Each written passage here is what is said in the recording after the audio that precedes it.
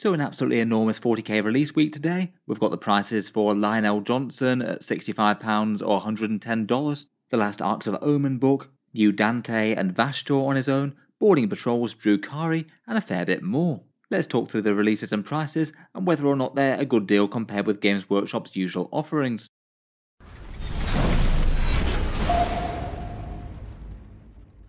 Hello and welcome back to Warspecs Tactics, where today we're talking through the model releases and prices, and it's really quite a major Warhammer 40k release week, potentially the last big one of 9th edition before we get the big 10th drop. I'd say perhaps the headline events are Lionel Johnson and Commander Dante, though as mentioned with boarding patrols, extra characters, the Arks of Omen book, and a bunch more, there's quite a lot of interesting stuff. No World Eaters Combat Patrol yet, I'm afraid you guys are still going to be waiting for that.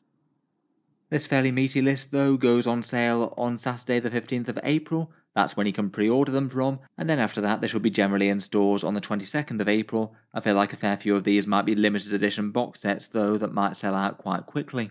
Going down the full list, we've got Lionel Johnson and the Arks of Omen book for him, the 3 character releases for Azrael, Dante and Vashtorr, 2 boarding patrols, one for the Leagues of Votann and one for the Agents of the Imperium, the ones that they showcased last, a whole bunch of made-to-order Drukhari resin miniatures, things like the mandrakes and grotesques and things, stuff that's been out of range rotation for a while.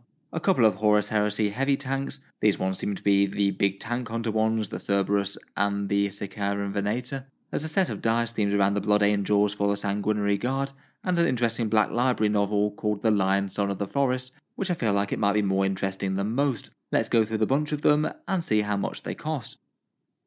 First up, I'd say definitely the headline act is Lionel Johnson himself.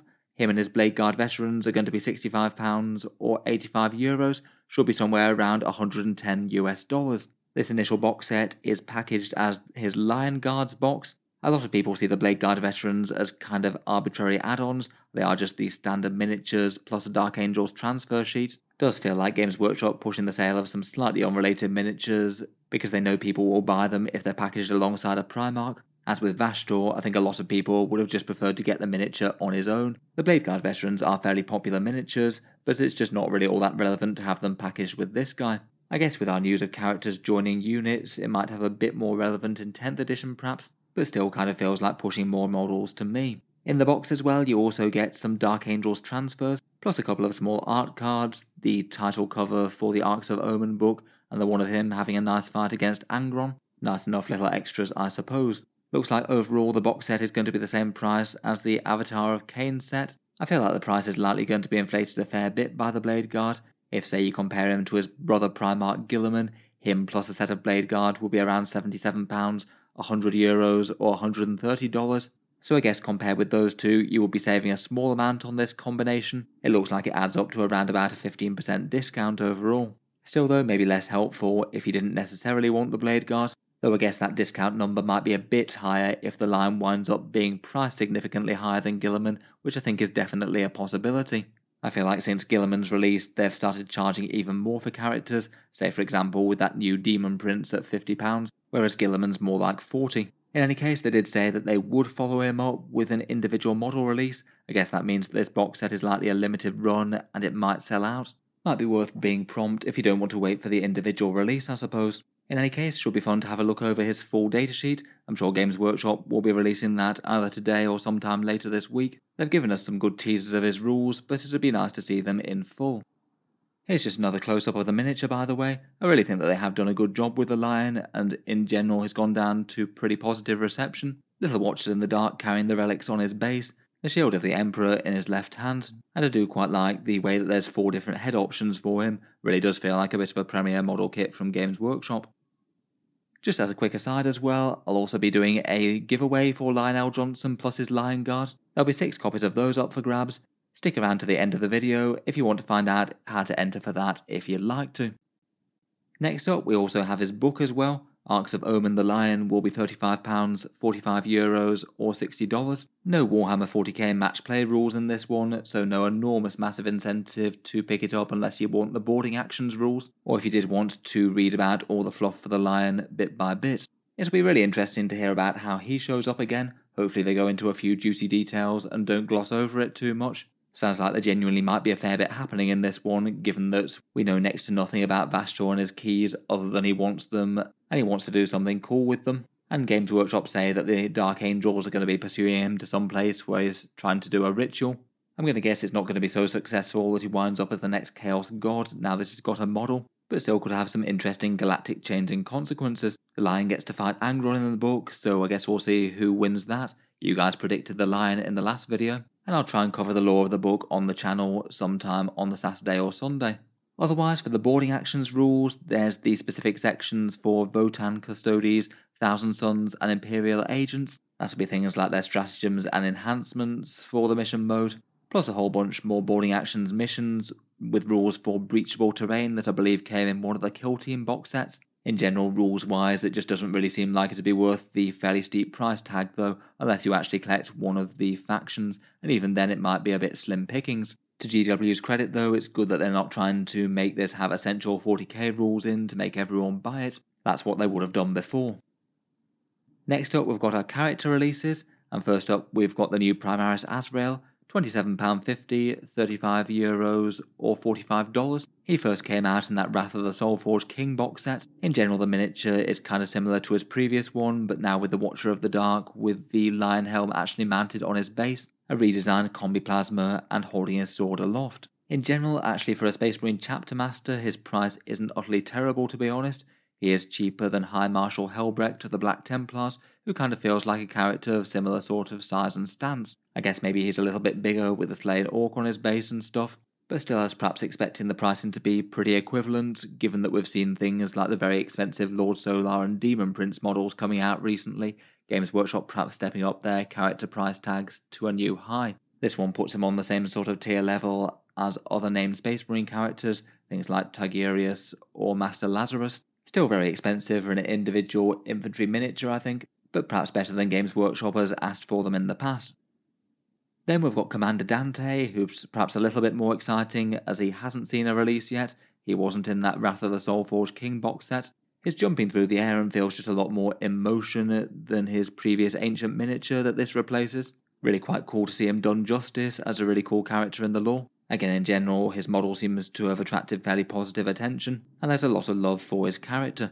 I'd guess that as with Azrael, he's probably going to receive a new Primaris stat line as well. Perhaps a little bit late in the day, given that 10th edition is round the corner, but I wouldn't be surprised if we see that axe go up to damage 3 as the other Chapter Master ones have, plus maybe getting an extra wound and attack or something. Will be interesting to see if we get any lore as to how he's become a Primaris Space Marine in the new Arks of Omen book. He has been active in the storyline, so it'll be interesting to see if they dig much into the backstory of the tired old regent of the Imperium Nihilus.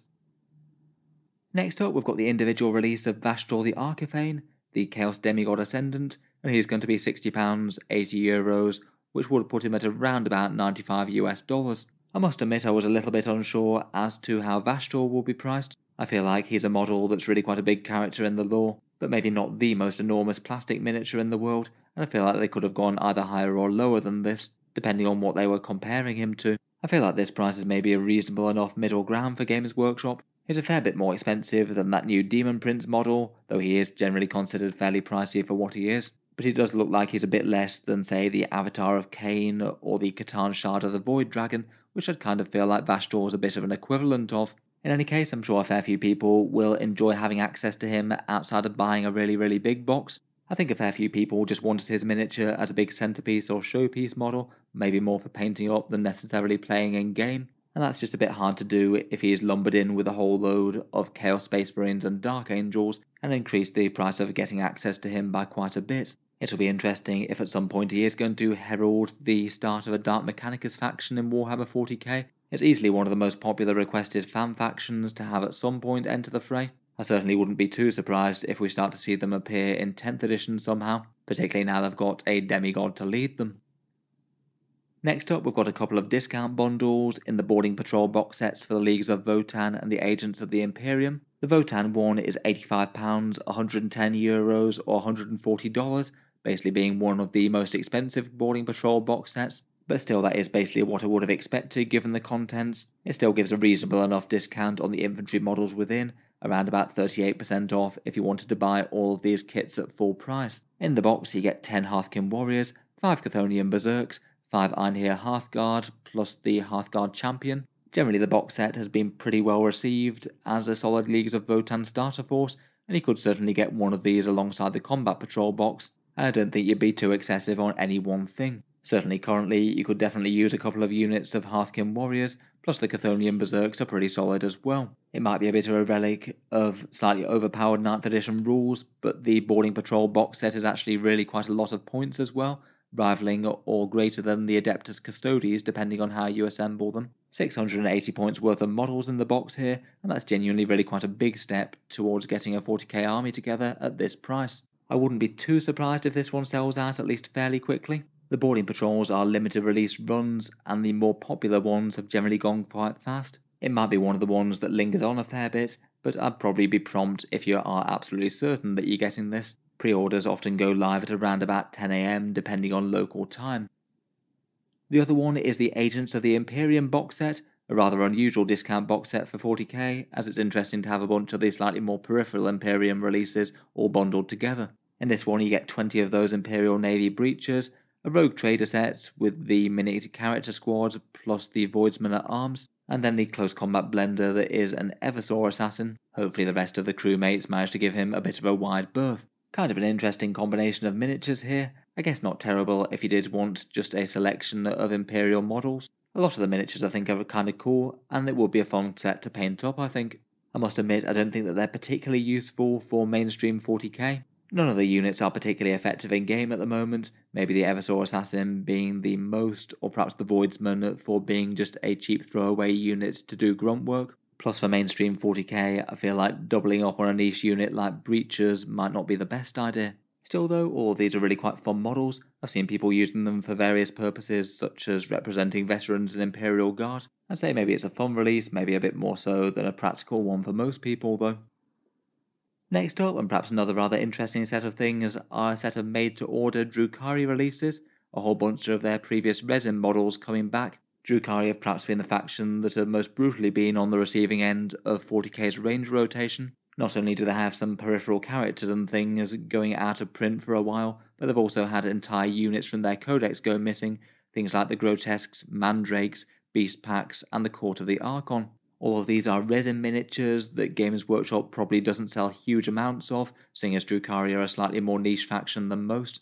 So I guess if you were looking to add any of these units to your army, now's perhaps not the worst time. I will say though that most of these really weren't considered particularly good value even when they were on sale. For some reason you only get one Grotesque in a monopose, so it's not very useful for fielding a whole squad of them. The beasts are packaged individually in very small amounts. The Mandrakes have a bit of issue with resin warping of their blades, and again the Court of the Archon are packaged individually as individual characters, so it would be quite a lot to build up a squad of them. Basically for all of these units I did see a lot of people just converting them from one form or another, say like the Skaven conversion that I've seen quite a bit for Drukhari Grotesques. There is also Urian Rakarth coming back for this set as well. I guess if you wanted Mr. Master Homunculus, then he's coming back for a bit too. Apparently these guys will be on pre-order for 9 days following the 15th of April, and then the system is that Games Workshop make them depending on how many people ordered them, and then ship them out with saying that you'll get them sometime within the next half a year. I believe in practice they usually come far sooner than 180 days, but I feel like they just put the fairly large lead time just in case there's any issues making them, as that's slightly better than shipping them out later than they say they would. I'd guess the prices of these will be fairly reflective of what they were when they went away, which was a little bit on the pricey side as said, and I would just say that there is at least a small concern that some of these might not get rule support in 10th edition. Currently for a bunch of things that got range rotated when the faction next got a codex, it basically didn't get any more rules. Say models like Commissar Yarrick and Knight Commander Pask of the Imperial Guard, both of them just disappeared. My guess is that units like Mandrakes and Grotesques will probably still get rule support, but given the precedence of things like Yarrick the Wordvane Psykers and Pask, it's definitely not guaranteed. Games Workshop have just removed entire units in the past, say for example the Chaos Space Marine Mutilators. Next up we've got a couple of Horus Heresy big tanks. There's the Cerberus and the Sicaran Venator, both of these kind of tank destroyer heavy anti-armor units. The Cerberus is based off the Spartan chassis and costs the same amount, £70, €90 or $115, and the Sicaran Venator looks like it costs the same as the regular Sicaran tanks, £50, €65 or $80 if you want one. I'm kind of hoping that the big Heresy tank range gets some support for rules in 10th edition, and I guess Games Workshop might try and keep them playable but not super competitive as they have at the moment. I feel like that's perhaps reasonable enough to keep the primary focus on the 40k units more so than the 30k ones. I'd hope that their Plastic Heresy range though does get some peripheral rule support. Next up, we've got another set of expensive dice. These are the Arks of Omen dice for Sanguinary guards, golden dice for the Blood Angels with the chapter logo where the 6 would be, the pips picked out in red. There's 15 dice here and the set costs £22, €29 or $35. Certainly more than I'd hoped for any sort of custom dice, and not quite enough of them to roll 20 attacks on the charge for a Sanguinary guard squad. Still though, they're certainly nice enough looking things if you are willing to pay a little bit of a premium for them. I'd be far more excited if they released some actual updated Sanguinary guard miniatures though. I feel like that's something that's been requested for the Blood Angels players for really quite a long time now. Redoing them kind of similar to how Dante is, I think would go down very, very well.